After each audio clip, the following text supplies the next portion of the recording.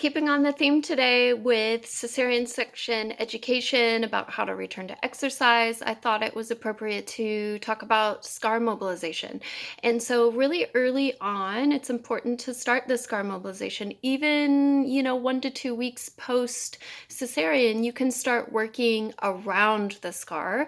And then at 6 to 8 weeks, 8 to 10 weeks, until things are really well healed, you can start working directly on the scar. Now, I know sometimes mentally, emotionally, maybe even physically, you may not be able to do this work for yourself, and that's okay. You can ask a partner. You could seek guidance from a trained healthcare professional to help you with this as well. And so, again, in the early period, it's important to help with the lymphatics and decrease swelling and generally decrease levels of pain. So, I'm about to bare my postpartum belly for the sake of Instagram video and education.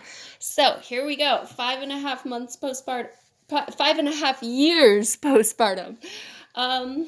So here's my scar. This is higher than it would be on an individual who is really working with a C-section scar. Early on, again, we want to avoid this and we want to avoid this. So we never want to pull up and away from the scar. In fact, we want to work around the tissue, above the scar, into the scar, or below the scar, into the scar, right? Maybe even a little bit of gentle side to side.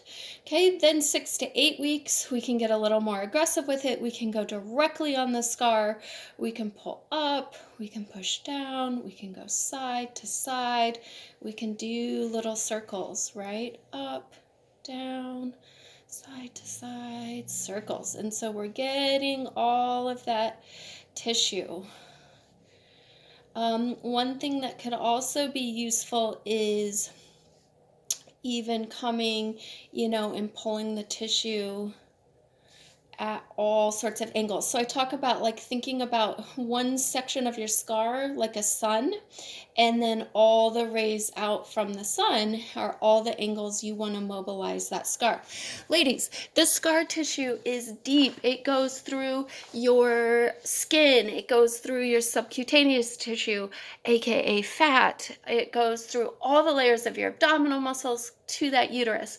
So deep, deep, deep scars. It affects fascia along the way. It affects nerves along the way. So it is really important that we get this highly mobile as early on as we safely can. Oftentimes when scar lays down, it just kind of haphazardly lays down. It just quickly wants to close the gap. Well, it can affect other structures on the way, including pelvic organs, specifically bladder, and even small intestine and other internal organs. So it's really, really important that as it lays down and starts clumping like this, that we start to stress it so it thins out, smooths out, and doesn't affect tissues that surround it. So if you have questions on that, please comment below. Otherwise, seek guidance from someone who knows what they're talking about. Okay, thanks.